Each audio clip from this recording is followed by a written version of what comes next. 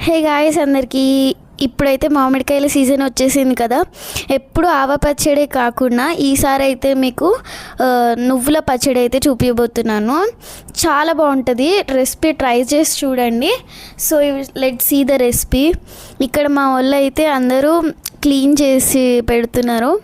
So ఇప్పుడైతే పోపు పెట్టుకుందాము. Oil వేసి దాంట్లో ఎండుమిర్చి, ఆవాలు, జీలకర్ర వేసి ఒకసారి కలుపుకోవాలి. కలుపుకున్నాక కరివేపాకు వేసుకొని కలుపుకొని పసుపు కొంచెం వేసుకొని కలుపుకొని వెల్లుల్లి పేస్ట్ అయితే వేసుకోవాలి.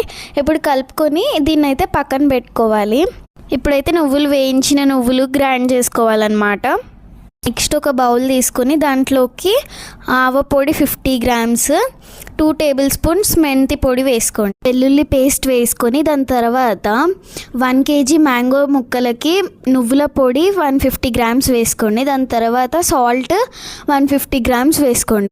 ఇప్పుడు చల్లార్చి పెట్టుకున్న ఇందాక పోపు ఉంది కదా, అదైతే వేసుకొని ఒకసారి కలుపుకోవాలి.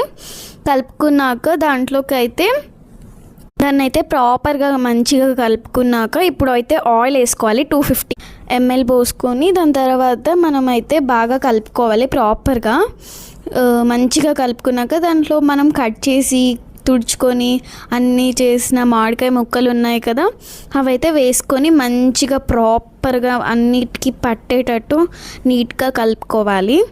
ఇప్పుడైతే దాన్ని ఒక జాడీలోకి పెట్టుకొని ఒక 3 days కదపకుండా స్టోర్ చేసుకొని దాని తర్వాత ఒక బౌల్లోకి తీసుకొని కలిపి మళ్ళీ ఆ జాడీలో స్టోర్ చేసుకోవాలి. అంతే, ఎంతో ఈజీ. మన మామిడికాయ నువ్వుల పచ్చడి అయితే రెడీ అయిపోయింది.